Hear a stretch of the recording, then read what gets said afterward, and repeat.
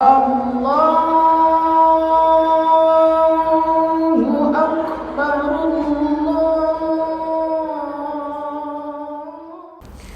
Assalamualaikum warahmatullahi wabarakatuh.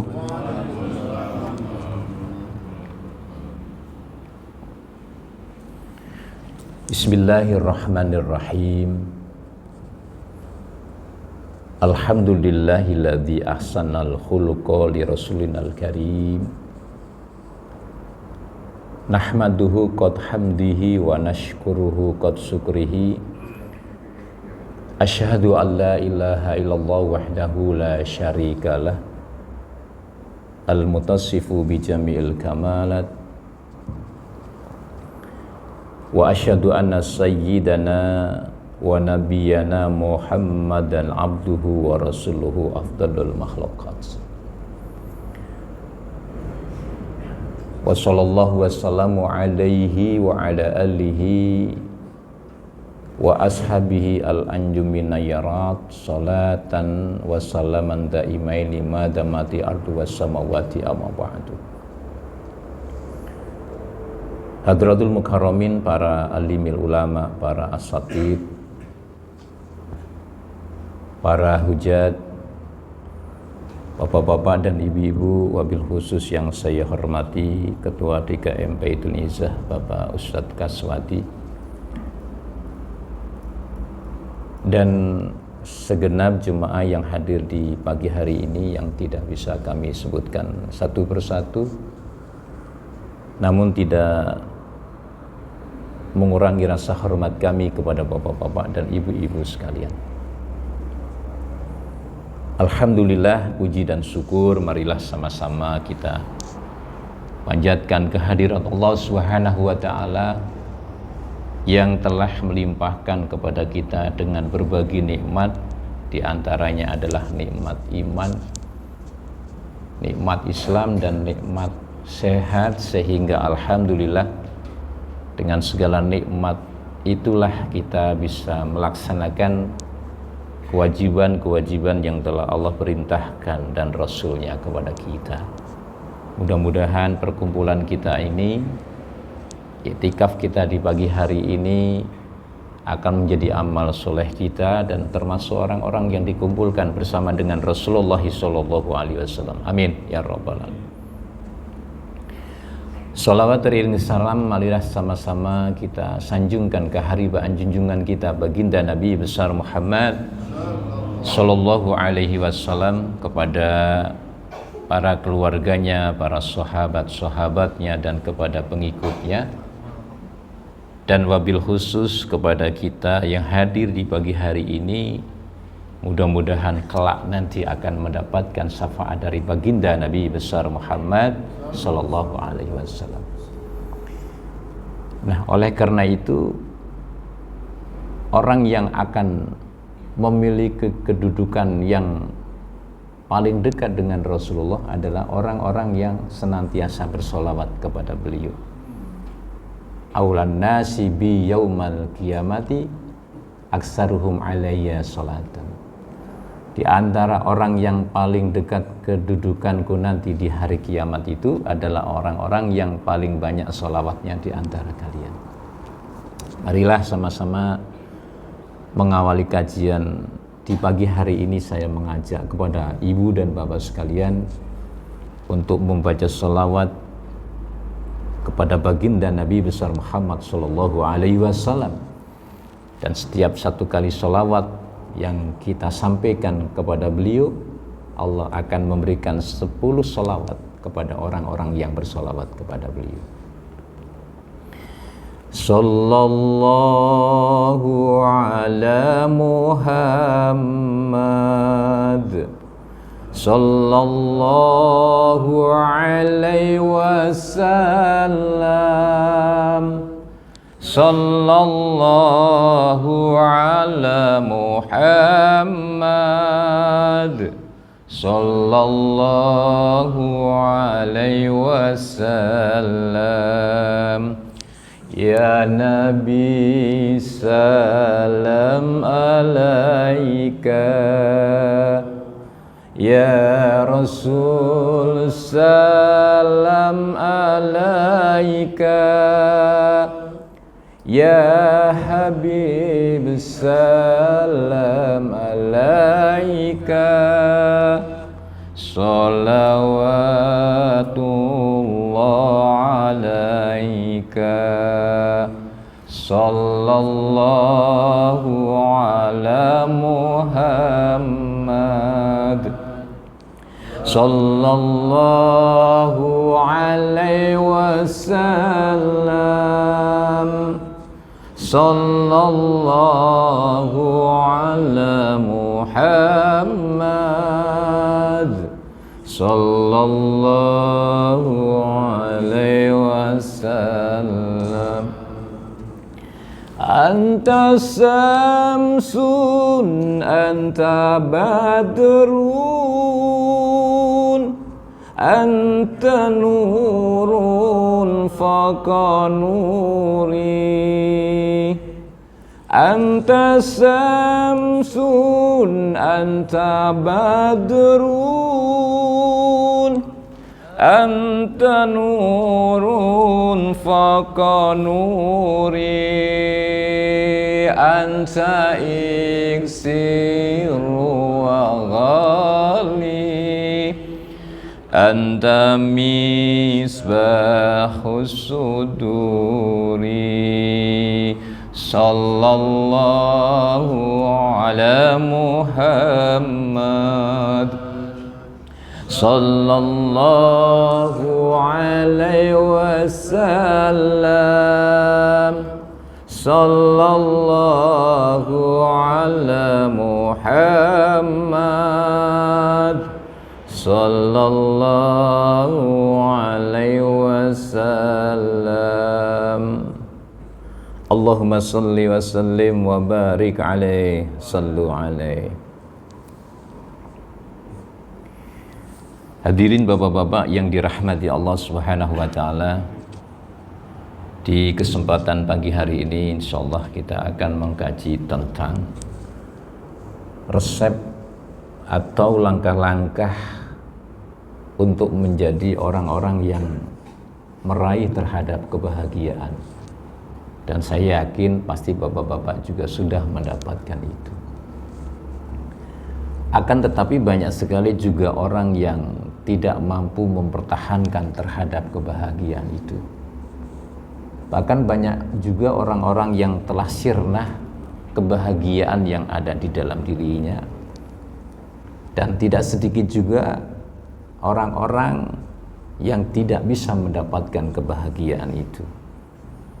Karena kebahagiaan adalah merupakan dambaan setiap manusia.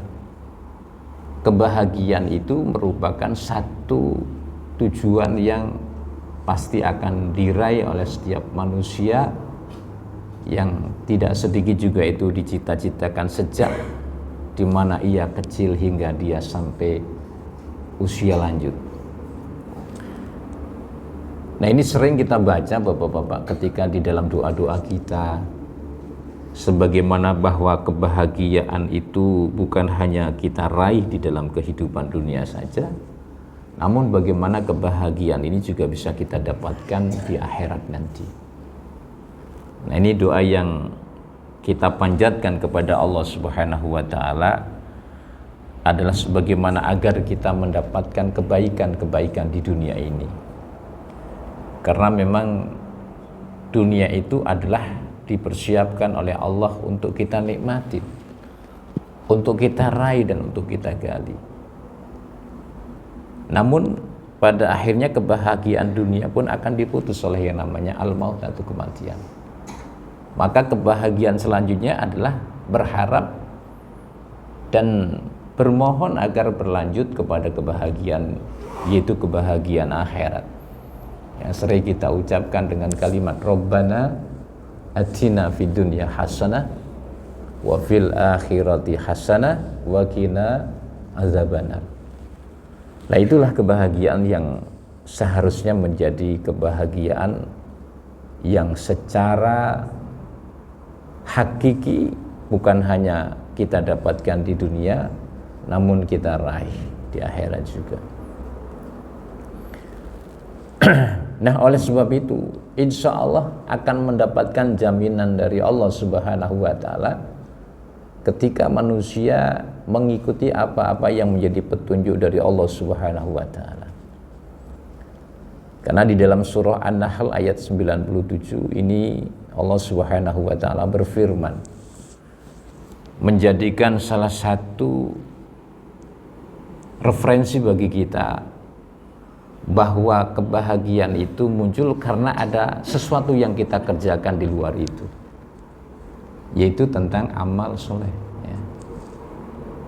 Karena orang-orang yang beramal soleh itu adalah orang-orang yang berada di jalan Allah Subhanahu wa Ta'ala, dan kebahagiaan itu munculnya ada di dalam hati, bukan hanya dalam bentuk-bentuk materi saja, bukan hanya dalam bentuk-bentuk yang bersifat nyata, tapi bagaimana kebahagiaan itu bisa dirasakan di dalam jiwa diri manusia.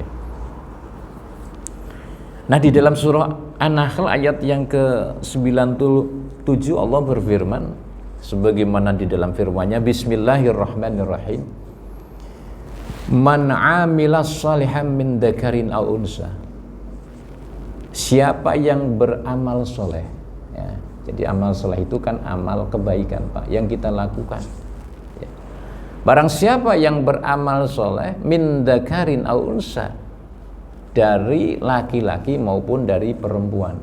Jadi kedudukan laki-laki dan perempuan itu adalah berkaitan dengan amal dan kebajikan sama di hadapan Allah, dan tidak dibeda-bedakan. Dan itulah mengapa kemudian Islam datang dalam rangka untuk menyamakan hak serta kewajiban kalau berkaitan dengan ketaatan kepada Allah adalah sama. Maka siapa yang beramal soleh, baik ia laki, baik ia perempuan, wahwa mu'min, dan dia adalah orang-orang yang beriman kepada Allah, karena iman itu Bapak-bapak sebagai syarat diterimanya amal kita ya. Sebanyak apapun amal ya, kalau tidak ada nilai-nilai keimanan, maka tidaklah akan menjadi amal yang diterima oleh Allah Subhanahu wa Ta'ala. Kalau orang sudah beriman, kemudian dia menjalankan terhadap apa-apa yang menjadi perintah Allah, termasuk beramal soleh, maka dijanjikan oleh Allah, falanuhyiyannahu hayawatan thayyibah, maka kami akan berikan hayawah, kehidupan, kehidupan thayyibah, kehidupan yang baik ya. Kehidupan yang baik itu kehidupan yang seperti apa? Adalah kehidupan di mana kita senantiasa diberikan oleh Allah dengan jalan yang lurus, jalan yang baik, dan cinta dengan hal-hal yang baik. Itu artinya adalah hayawah, kehidupan yang baik. Nah, kehidupan di dunia ini tentunya kita berharap semua orang pasti ingin meraih semuanya itu, baik ia dalam keluarga, baik ia dalam pekerjaan, baik ia dalam rezekinya, Bapak-bapak.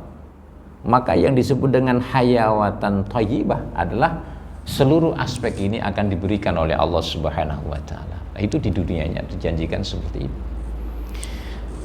Walanaziyannahum bi ahsani ma kanu ya'malun. Maka kebahagiaan bagi orang-orang yang beramal saleh itu adalah sebuah peristiwa yang di dunia mereka diberikan oleh Allah, lalu diberikan tambahan, diberikan ujroh, diberikan pahala nanti yang akan Allah berikan di akhirat dengan sebab makanu ya'malun, apa yang dia lakukan.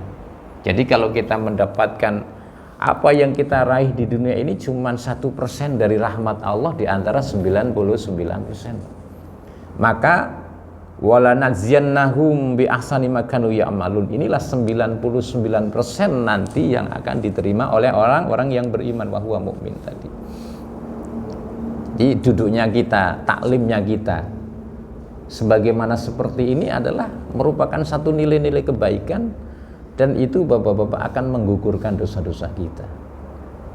Bahkan orang yang memelihara sholat subuh, Pak, itu di antara keutamaan orang-orang yang memelihara sholat subuh itu, ini ada satu keistimewaan serta fadilah yang sangat istimewa. Sampai Rasulullah mengatakan bahwasanya apa keutamaan orang yang menjaga sholat subuh bahkan sholat asar? Karena di sana Rasulullah mengatakan yata'aqabuna fikum malaikatul laili wa malaikatul nahari. Jadi bahwasanya orang-orang yang melaksanakan sholat subuh itu akan disaksikan oleh para malaikat. Ya, yastami'una fi sholati subhi wal asri, dan malaikat itu berkumpul Pak di waktu sholat subuh dan sholat asar Pak. Apalagi kita teruskan duduk iktikaf dan ta'lim, itu sangat luar biasa.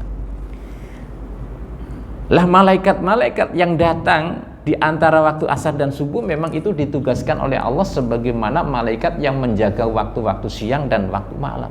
Maka malaikat yang menjaga waktu malam akan turun di waktu asar, dan malaikat penjaga malam turun di waktu asar, dan malaikat penjaga siang akan turun di waktu subuh.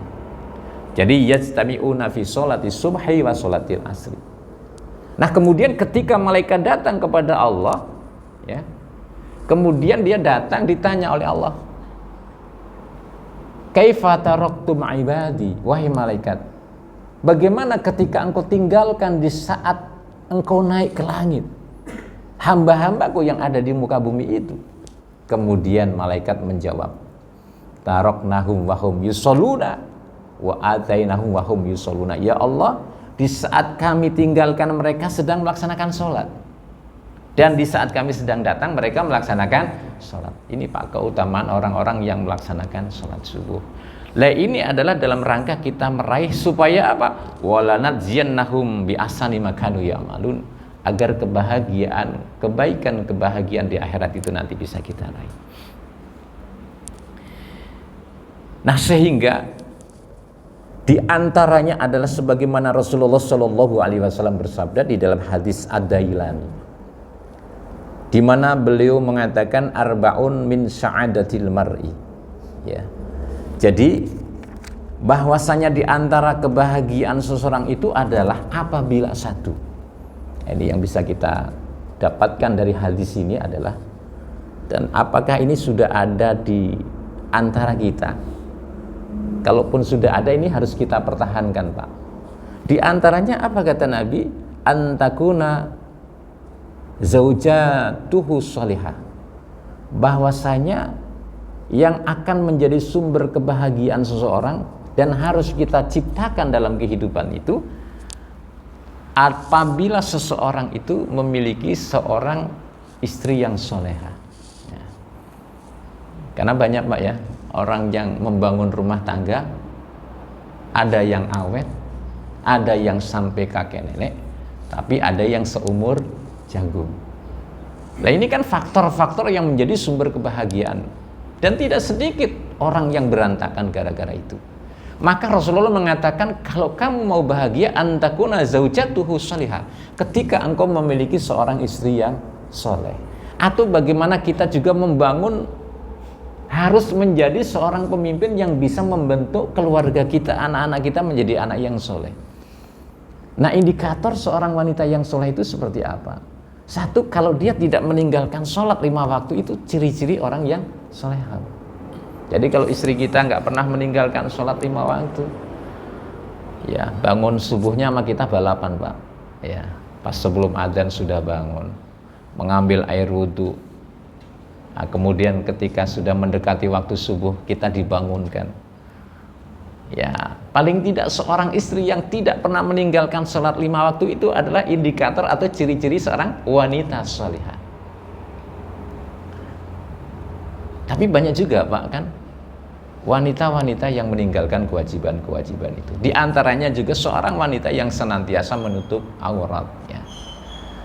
Apa aurat di sini bukan hanya menutup terhadap pakaian yang berkaitan dengan fisik, tapi juga menutup aib di antara dia dan suaminya, atau aib keluarganya nggak pernah bercerita. Karena zaman sekarang orang kan curhatnya tidak kepada orang Pak, curhatnya di mana nih kira-kira? Di medsos kan, cerita keburukan istri diceritakan, keburukan suami diceritakan. Akhirnya orang kemudian menjadi tahu. Karena banyak kasus yang terbongkar gara-gara medsos. Memang ada Pak positif dan negatifnya. Nah, ini adalah wanita yang soleha. Nah, kemudian yang kedua indikatornya adalah wanita soleha itu adalah sabar. Ya. Sabar di mana dalam keadaan kita di saat senang maupun susah, ya, itu sabar. Karena banyak sekali orang yang berantakan karena tidak dilandasi dengan kesabaran. Ada konflik-konflik kecil yang kemudian diperbesar. Jadi kesabaran ini pun harus dimiliki oleh dua-duanya, Mbak. Baik suami maupun istri. Karena kesabaran inilah yang akan menjadi salah satu orang menjadi lebih dewasa lagi. Jadi tidak memperbesar masalah yang kecil, tetapi menyelesaikan masalah-masalah yang besar. Nah, ini adalah indikator yang berkaitan dengan seorang wanita yang soleha. Kemudian yang ketiga ini, sumber kebahagiaan. Apabila wanita itu bisa menjadi madrasatul ula, pendidikan awal di tengah-tengah kehidupan keluarganya sebelum anak ini mendapatkan pendidikan di formal. Maka disinilah peran seorang ibu sangat luar biasa terhadap pembentukan anak-anaknya. Karena memang mereka hidup bersama-sama di dalam satu rumah yang tentunya ketika suaminya sibuk dengan pekerjaan, maka seorang istri ini pun harus mampu menjaga anak-anaknya. Makanya kenapa seorang wanita itu sampai suatu ketika ada seorang laki-laki, Pak. Ja'a rajulun ila Rasulillahi sallallahu alaihi wasallam, datang kepada Nabi bertanya, "Ya Rasulullah, man ahakun nasi bi ahsani sahabati?" Ya Rasul, kepada siapakah pertama kali saya harus berbakti? Ini pertanyaan laki-laki kepada Rasulullah sallallahu alaihi wasallam. Kemudian Nabi mengatakan, qala ummuka, kepada siapa, Pak? Ibumu. Ibu. Kemudian laki-laki tadi bertanya lagi, sumaman, kepada siapa lagi ya Rasulullah? Siapa lagi, Bu? Pak? Ibumu. Maka laki-laki tadi belum selesai bertanya, sumaman, kepada siapa lagi ya Rasulullah? Siapa lagi, Pak? Ummuka, ibumu. Sampai berapa kali, Ibu? 3 kali. Sumaman ya Rasulullah, kepada siapa ya Rasulullah? Abuka, baru bapakmu. Kenapa di sini wanita ibu itu sampai 3 kali, kemudian bapak cuma sekali? Ini bukan berarti membedakan, tetapi ini adalah wasiat Allah, Pak, di dalam surah Luqman ayat 14. Wa wassaynal insana biwalidayhi hammalathu ummuhu wahnan ala wahnin wa fisaluhu fi amaini aniskurli wali walidaika ilayyal masir. Nah, itu adalah perintah Allah. Wa wasainal insana, dan kami wasiatkan kepada manusia biwalidayhi, agar berbakti kepada kedua orang tua. Ini, Pak. Nah, kenapa kebaktian kita kepada ibu itu 3 kali? Karena ada ayat mengatakan hammalathu ummuhu wahnan ala wahnin. Karena ibumu mengandung dalam keadaan payah dan sangat payah. Kira-kira orang hamil payah nggak, Pak? Ya, payah. Orang hamil itu payah. Berapa bulan? 9 bulan. Ini yang bisa merasakan ibu-ibu. Bapak-bapak emang pernah merasakan hamil? Nah, ini kan. Ibu-ibu merasakan hamalathu ummuhu wahnan ala wahnin. Nah, ini yang kemudian ummuka, ibumu. Bahkan tidak hanya sampai berhenti di situ, wa fisalluhu fi amaini. Dia harus menyapis selama berapa? 2 tahun. 2 tahun. Ya. Makanya seorang ibu yang sampai bisa menyusui anaknya 2 tahun luar biasa. Karena banyak ibu-ibu yang tidak menyusui sampai 2 tahun. Akhirnya diganti dengan apa, Pak? Dengan susu formula. Apakah bapaknya bisa menggantikan? Tidak, kan? Ya, makanya wa fisaluhu fi amaini. Ya, makanya aniskurli wali walidaika ilayyal masir. Bersyukurlah kepadaku dan hanya kepada akulah engkau kembali. Ini Pak. Jadi seorang wanita yang solehah inilah sumber kebahagiaan di dalam kehidupan rumah tangga. Kemudian yang keempat, indikator wanita yang solehah adalah wanita yang mampu menjaga diri dan harta keluarganya Pak. Nah ini, maka itulah yang akan menjadikan salah satu sumber di mana apa-apa yang menjadi bagian di dalam keluarga itu bisa tercipta dengan baik. Kemudian yang kedua adalah bagaimana bisa kita raih kebahagiaan itu. Wa auladahu abroron, memiliki anak yang berbakti kepada kedua orang tua. Jadi anak ini juga menjadi bagian yang akan menjadi qurrata a'yun. Ya. Apa doanya Pak untuk menjadi anak-anak yang soleh? Ini doanya Nabi Ibrahim, Rabbi habli minas sholihin. Bahkan ketika Nabi memiliki keturunan sebagai Nabi terbesar di dunia ini dan khatimul anbiya, beliau juga tidak terlepas berdoa kepada Allah. Maka doa seorang ayah kepada anak-anaknya itu bukan doa yang bersifat instan Pak. Tidak sedikit orang tua yang memiliki anak, Masya Allah Pak, anak-anaknya kadang-kadang menyusahkan orang tua. Ketika Nabi Ibrahim berdoa kepada Allah dengan doanya, Rabbana wab'as fihim rasulam minhum yatslu alaihim ayatika wa yu'allimhumul kitab wal hikmah wa yuzakkihim innaka antal azizul hakim. Ini doanya Nabi Ibrahim. Ya Allah, aku mohon kepada engkau agar engkau utus seorang rasul yang nanti akan membacakan ayat-ayatmu, wa yu'allimuhumul kitab wal hikmah, dan mengajarkan kitab serta hikmah, wa yuzakkihim, dan membersihkan mereka dengan akidah, berkaitan dengan akidah bertauhid kepada Allah Subhanahu wa taala. Lah ini dikabul oleh Allah dengan jarak panjang yang waktunya sangat jauh antara Nabi Ibrahim kepada Nabi Muhammad Shallallahu Alaihi Wasallam. Jadi ini bapak-bapak, kita berdoa agar anak-anak kita menjadi anak yang berbakti kepada kedua orang tua, sehingga aset anak yang berbakti, apalagi seorang laki-laki atau memiliki anak perempuan, ini sebagai sumber pintu surga Pak. Ya. Apalagi anaknya hafidz Quran, kemudian pada saat dia menjalin pernikahan lalu memiliki pasangan yang sangat soleh, sangat luar biasa. Yang bisa diharapkan oleh orang tua adalah bagaimana bahwa kehidupan kita kan satu di antaranya akan mengalami masa yang dimana itu akan terjadi, yaitu dimana orang akan mengalami masa tua. Kemudian setelah itu mengalami yang namanya kematian.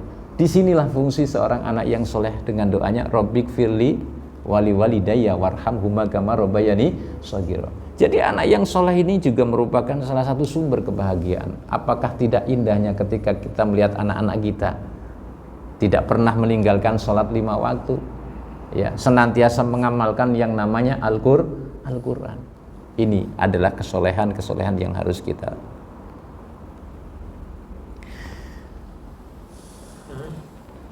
Nah, ketika Rasulullah mengatakan bahwa sumber kebahagiaan itu adalah wanita yang soleha, maka ciri-cirinya seperti apa ya Rasulullah?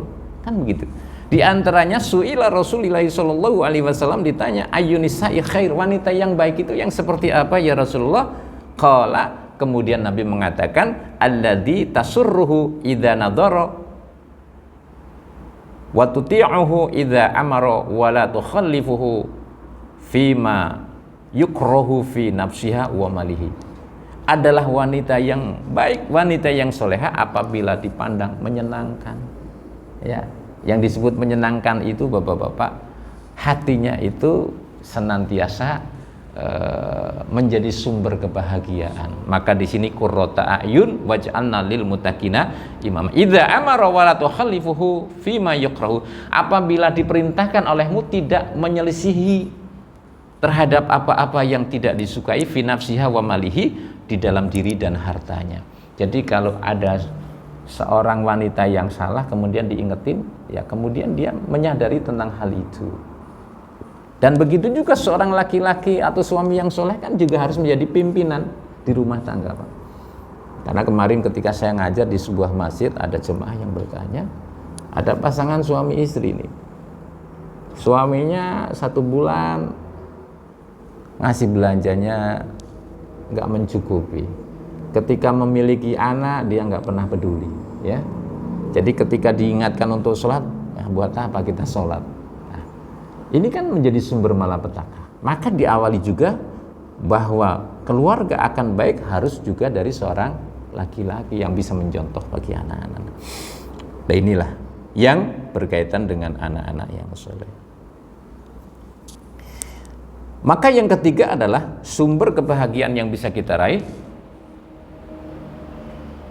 wa khulatuhu sholihin. Apabila dia memiliki kawan, memiliki tetangga yang soleh, yang baik, di mana bahwasanya orang-orang yang hidup di dalam keliling atau sekeliling orang-orang yang baik, yaitu adalah merupakan satu kebahagiaan yang tidak terukur dengan nilai. Maka di dalam satu hadis dikatakan termasuk tidak sedikit sebab orang itu tetangga bisa menjadi keluarga, karena memang keluarga terdekat itu adalah orang-orang yang baik di sekeliling kita. Maka kalau kita memiliki tetangga yang baik, orang-orang di sekeliling kita yang baik, ada apapun kita akan mudah, Pak. Dan orang-orang yang menolong kepada saudara-saudaranya dengan kebaikan pun itu tidak akan hilang. Bahkan memang itu merupakan satu anjuran Rasulullah SAW, karena hidup bersosial, tidak hidup dengan sendirinya.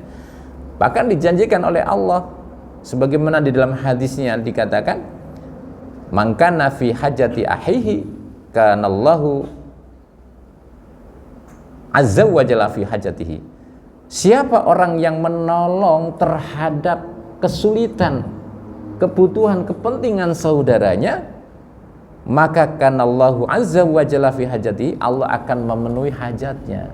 Kalau kita menolong banyak orang lain, maka Allah pun akan menolong kita. Bahkan dikatakan Allahu fi aunil abdi maka nal abdu fi auni ahihi. Allah akan senantiasa bersama dengan hamba-hamba, di mana hamba yang senantiasa juga menolong saudara-saudaranya. Nah, ini adalah merupakan sumber kebahagiaan bagi kita. Orang-orang yang ada di sekeliling kita adalah orang-orang yang soleh. Lalu yang keempat adalah tentang rizki yang diberikan oleh Allah dengan rizki yang cukup, dan apa yang didapatkan itu adalah di mana ia berada tinggal. Wa ayyakuna rizquhu fi baladihi, dia mendapatkan rizki di negerinya. Bahkan di dalam hadis dikatakan oleh Rasulullah sallallahu alaihi wasallam, yaitu dari riwayat Abdullah bin Amr radhiyallahu anhu, anna Rasulullah sallallahu alaihi wasallam, beliau mengatakan qad aflaha man aslama wa ruziqa kafafan wa qana'ahullahu bima atahu. Sungguh berbahagia man aslama, orang yang hidup bahwa dia adalah menjadi orang-orang yang Islam, karena Islam akan menjamin kehidupan manusia dunia dan akhirat. Kemudian wa ruziqa kafafan, dan Allah mencukupkan rizki baginya, ya kan? Karena berantakan kehidupan manusia itu karena tidak cukupnya rizki yang dimiliki. Maka ketika rizki yang diberikan oleh Allah, apa yang harus diperintahkan oleh Nabi kepada kita dengan ajarannya, wa qana'ahullahu bima atahu, maka engkau qanaah. Qanaah itu sebagai rasa syukur kita kepada Allah Subhanahu wa ta'ala. Jadi itu sumber kebahagiaan yang diberikan oleh Nabi kita, Nabi besar Muhammad sallallahu alaihi wasallam. Bahkan kata Nabi begini, unzuru ila man asfala minkum wa la tanzuru ila man huwa fawqakum. Maka kalau kamu akan menjadi orang yang bersyukur kepada Allah Subhanahu wa ta'ala dan bisa menjadi orang yang qanaah, unzuru ila man asfala minkum, lihatlah orang yang ada di bawahmu. Ya kan Pak ya? Ini banyak sekali orang-orang yang sulit, kemudian kita masih diberikan oleh Allah dengan sesuatu yang baik. Lalu kata Nabi, wala tanzuru ila man huwa fawqakum, dan jangan engkau melihat orang-orang yang di atasmu. Artinya tidak perlu kita untuk mengiri, atau kalau orang Jawa itu bilang sawang sinawang. Jadi kita supaya mensyukuri apa yang diberikan oleh Allah kepada kita, Pak, itu sumber kebahagiaan. Karena dengan demikian fahuwa ajzaru alla tazdaru nikmatallahi alaikum, yang akan menjadi penghalang untuk tidak bersyukur kepada Allah. Maka kalau kita menjadi orang yang qanaah, insya Allah itu juga adalah orang yang bersyukur, bapak-bapak yang dirahmati Allah Subhanahu wa taala. Nah, oleh sebab itu di dalam hadis yang diajarkan oleh Nabi kita, Nabi besar Muhammad sallallahu alaihi wasallam, ada 3 ciri-ciri dari 4 langkah tadi yang tentunya menjadi salah satu kunci bagi seseorang untuk bisa menikmati nikmatnya iman, Pak. Kalau orang sudah bisa menikmati nikmatnya iman, Pak, itu bisa istiqomah. Rasulullah mengatakan bahwa di dalam hadisnya, salasun man kunafi wajada halawatal iman.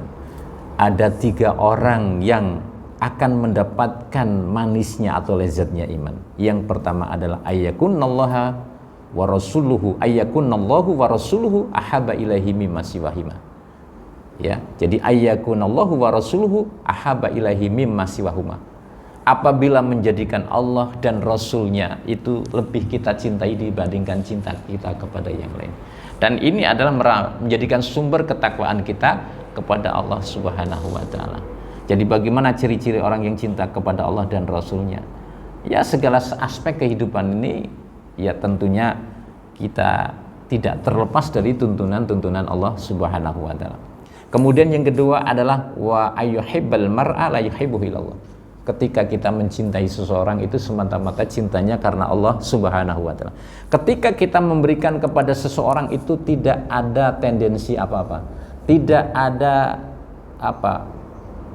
hutang budi, ya, tapi kita hanya berharap kepada Allah Subhanahu wa taala.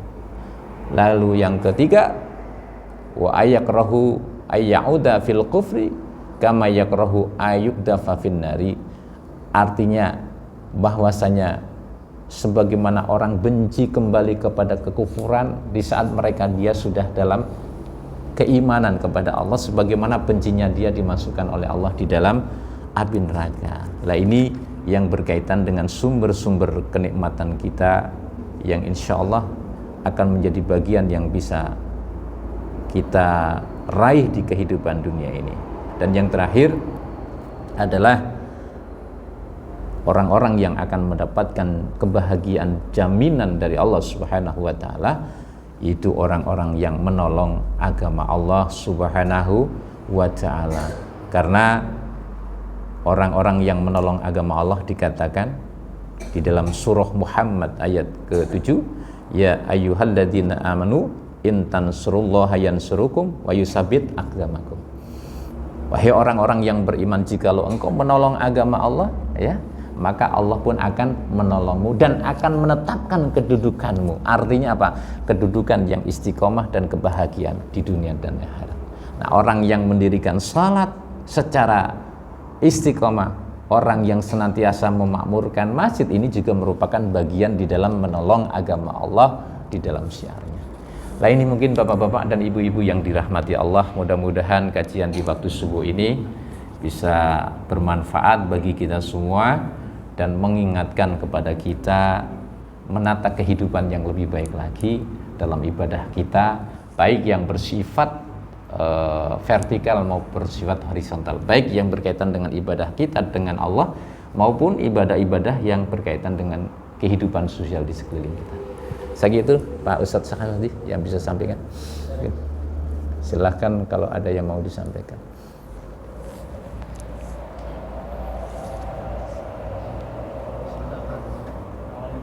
Assalamualaikum warahmatullahi wabarakatuh. Waalaikumsalam warahmatullahi wabarakatuh.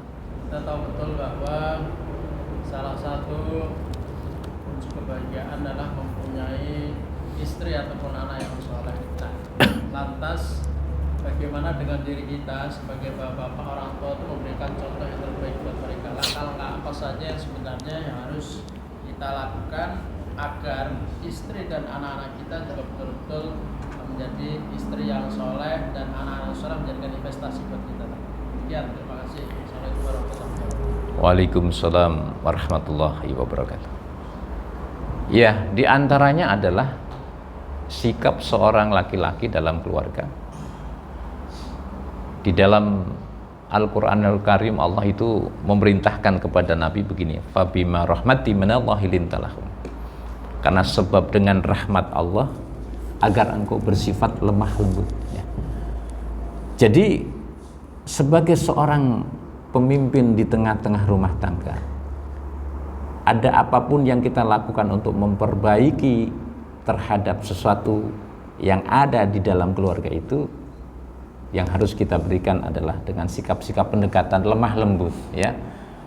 Kalau istri misalnya sholatnya kemudian dia belum istiqomah ya, maka itu pendekatannya harus dengan cara yang lemah lembut, penuh kasih sayang. Karena seandainya pun dengan hati yang keras, dengan hati yang kasar, maka justru akan semakin lari dari kita. Lalu kita juga harus menjadi seorang yang memaafkan apabila ada kesalahan-kesalahannya. Maka dalam setiap langkah kita harus menjadi sesuatu yang dicontoh oleh mereka. Ya, ibadahnya harus lebih baik dari mereka, ya kan? Kemudian akhlaknya, tutur katanya juga harus lebih baik daripada mereka. Jangan kemudian kita menyuruh untuk yang baik tapi kita tidak bisa memberikan contoh. Karena figur dalam rumah bagi anak siapa? Orang tua. Figur bagi seorang istri yang bisa menjadi kebanggaan adalah seorang suami. Lah ini Pak Ustadz Kaswadi ya, yang bisa kita lakukan langkah-langkah itu, sehingga apa yang kita berikan pun itu tidak hanya cukup sekali atau dua kali, terus menerus untuk kita berikan ya. Tapi dengan beberapa langkah-langkah yang baik.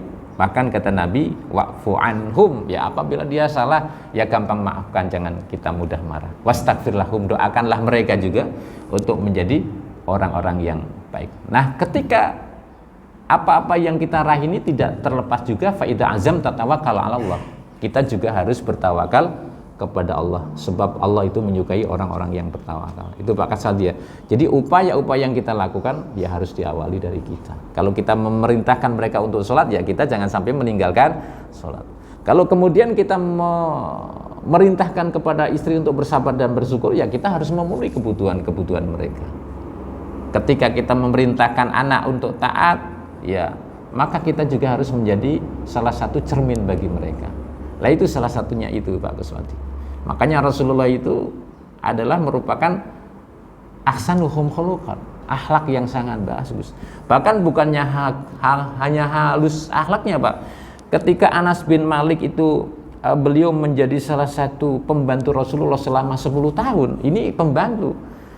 Tidak pernah Rasulullah itu mengatakan kepada saya. Bahkan di saat beliau, saya tidak pernah memegang sutra yang tebal maupun yang halus yang melebihi daripada telapak Rasulullah SAW, sampai fisiknya pun selembut itu Pak. Jadi ini Pak ya, yang harus direpresentasikan dalam kehidupan kita. Saya kira itu Pak Kaswati. Ada ini Pak.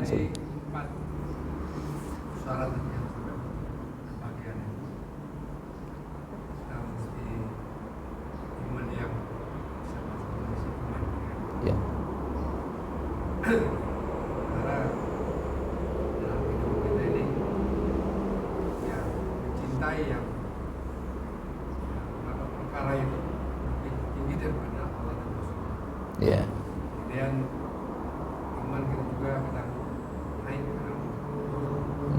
Jadi kiatnya kepada supaya bisa terus istiqomah sehingga ya dari masalah tadi bisa kita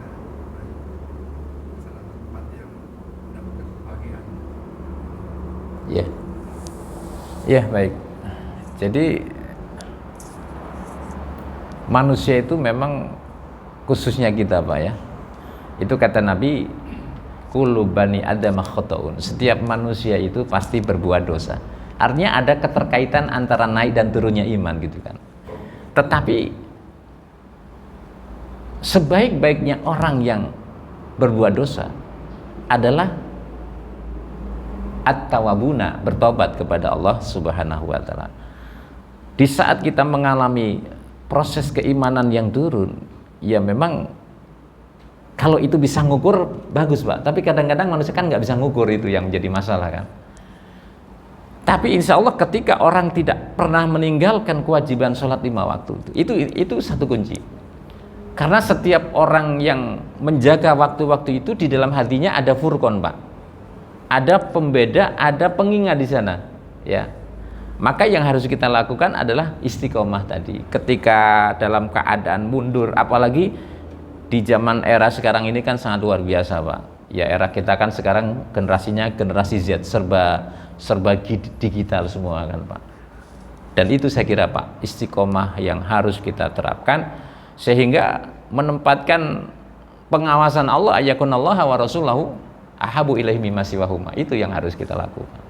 Dan memang kontrolnya adalah di dalam diri kita, Pak.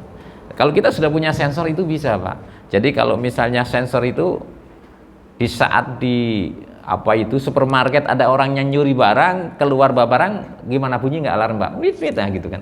Artinya punya alarm ke situ. Banyaknya orang yang terjerumus ke dalam kemaksiatan karena memang dia nggak punya alarm, Pak. Kan banyak sekali, Pak, kasus-kasus rumah tangga, perselingkuhan, maaf ini ya. Itu kemarin yang didengarkan ya, ada dosen, ya kan, ada dokter dan sebagainya.